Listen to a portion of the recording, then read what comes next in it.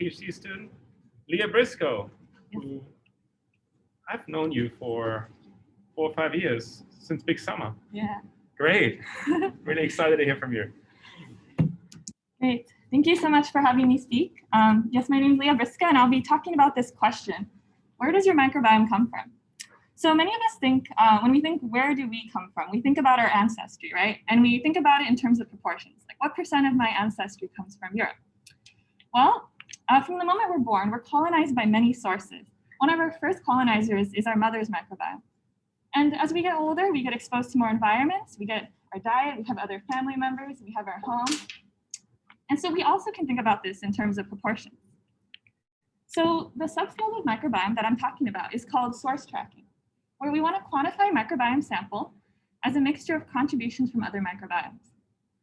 So one example of why you might be interested in this is forensics. So you may have a biological sample of any sort, and you want to know like what contaminated your microbiome. And sometimes we have samples we don't understand well, and we have other samples we do understand well. Well, we can categorize a microbiome sample based on known samples. Lastly, we may want to detect transmission from one host to another, particularly in mother to infant. Our mother is our first colonizer, and so there's differences between vaginally born infants and C-section born infants. So it's actually really interesting from multiple angles. So one big way this is done currently is to use species abundance of samples. So we typically know the species distribution in a sink, in this case, the infant. And we also know the species distribution in multiple sources, such as our mother, our crib, and our carpet when we're a baby. And the goal is to infer the contributions of each source to a sink. Well, thanks to whole genome sequencing, metagenome sequencing, we can go deeper than that. We can look at single nucleotide variants. So if we were to find a fairly rare SNV in the infant, and we also find that SNV in just the mother, then there's a high likelihood that the mother is contributing to the infant. And you can see the same thing with these variants that were only found in the carpet.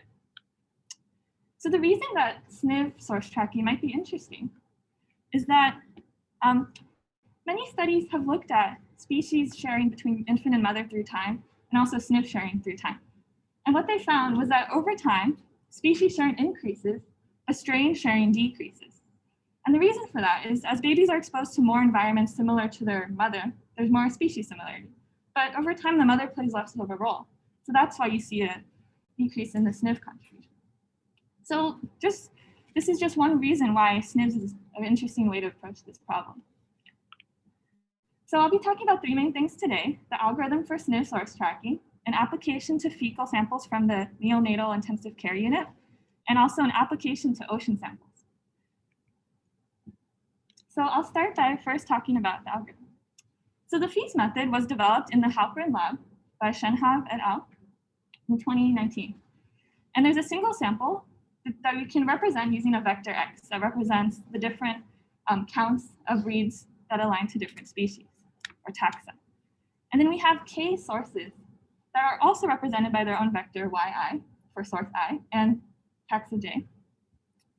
And then we have an unknown source. If there's any species we were to find in the sink that can't be explained by any of the known sources, that would go into the unknown source. So the sum of these counts is C and Ci for each of the sources. And what we're really interested in is this parameter alpha. It's the mixture proportion of the sources to the sink. And the sum of that alpha is 1. And then each of the sources has their own gamma, which is the taxa abundances in the sources. And then we can now represent the taxa abundance in the sink using the beta, which is a function of alpha and gamma, our mixture proportion and the abundance in each of the sources. And so we can actually model these taxa counts as a multinomial distribution. That's a function of beta for the sink and gamma for the sources. And we can write out a multinomial likelihood, which allows us to estimate alpha using expectation maximization. So we know beta and gamma, we just need to solve for alpha. So now to extend this to SNVs, it's a little interesting. There's potentially millions of sites of interest across different species. How do we find the most informative SNVs? Well, we want to calculate some sort of signature score maybe. And so to model the allele frequency, we can think about it in a similar term. So I'm going to use the same variables for ease of explanation. And so we have our alpha, which is still the mixture proportions, and then we have a gamma for the allele frequencies in each of the sources. We can think that the allele frequency in the infant is some function of the allele frequencies in the sources. And so if we assume we have a biallelic SNP, then we can model the SNP read counts as a binomial distribution. That's a function of these allele frequencies for the sink and for the source. So in order to score these SNPs, we used a likelihood ratio test. So we have hypothesis 1. Source S is the true source and is the only thing that can explain the infant's allele frequency. So in that case, only gamma for source S would explain the allele frequency in the infant. Or we have hypothesis 2. All other sources except for source S explain the allele frequency in the infant. And so this kind of gives us an idea of how unique is this SNP for a given source compared to the other sources. And by calculating a likelihood ratio statistic for each possible source, I keep the maximum ratio for each SNP, and that's our score. And I'll consider the signature scores, the scores that are above 2 standard deviations for all SNPs. So now to test how well SNP source tracking works compared to species source tracking, we did a simulation where we created these infants that are created in silico by combining reads from real adult mothers. And so I simulated this under different scenarios. Low complexity, where there's less than 5 sources that can explain this simulated infant, and then high complexity, where there's more than 5 sources that can explain this. And then we also simulated high transmission, where species transmitted pretty well from mother to infant, and low transmission. So the easiest situation is the top left quadrant. We find that species and SNPs can recapitulate the ground truth pretty well, with species a little bit better. But when we make it a more difficult situation, we can find that SNPs are actually more accurate than species under difficult situations, high complexity, low transmission, which is very realistic. So this is interesting. It shows that species and SNPs may have different benefits for different situations. So next I'll talk about a real-life application to fecal samples from the NICU. So infants in the NICU have very different patterns of gut colonization compared to healthy infants. A study in 2017 found that strains detected in hospitalized infants could be found on surfaces in the room. And so when I compared SNPs and species, I found differences in the source tracking results. So let me turn your attention to the green, which is the touch surfaces. So in the NICU, there's the monitor, there's several surfaces that the healthcare team touches. And so in infant 18, a lot of the microbiome could be explained by these touch surfaces and other surfaces, including like the isolate where the baby is staying. And what's interesting is that species did not pick up on this signal at all. Moreover, when you look at the pink, which is other surfaces, you find a consistent trend from time point to time point. So each of these bars represents a time point for that infant. And what you find is that the pink consistently stays through in the SNPs, but in species, it's a little more sporadic.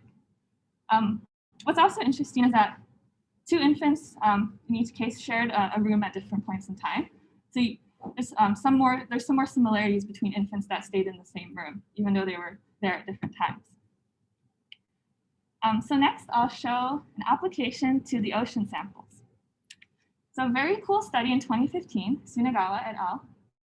Obtained 243 samples from around the world, 68 locations.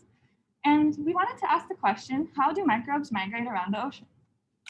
So in 2021, earlier this year, many of you may have heard about this cargo ship that was stuck in the Suez Canal for 6 days, the Evergreen, Ever Given. And so we knew that Amazon packages weren't getting through, but were the microbes getting through? Maybe. So I studied this by looking at the Indian Ocean, and I wanted to see how much of the Mediterranean Sea and Red Sea signature could be found in the Indian Ocean. So that means it would have to go through the Suez Canal, but potentially other routes. And what you find is that only the SNP source tracking picked up on this Mediterranean Ocean signal. Species didn't detect very much of the Mediterranean Ocean. And also the Red Sea was more consistently found with SNPs. So there's some interesting differences. There's something to learn from both. And what we also did was we looked at the relationship with distance. So in the Indian Ocean, as you increase your distance from the Red Sea, you see a decreased contribution from the Red Sea. You should, as you increase geographic distance. So we find that with SNVs, there is a consistent downward trend. As you increase distance from the Red Sea, there's a less contribution to the Red Sea, whereas species doesn't have that trend so much. So we went over a lot of interesting applications, and I'd like to conclude that we found that species and SNVs offer different perspectives. SNVs may be better for tracking transmission events, while species may be better for finding similarity between samples or categorizing. Fees with SNVs may be useful for understanding the development of the early infant microbiome in the NICU and in other environments. Lastly, we can use fees with SNVs to understand migration in the ocean.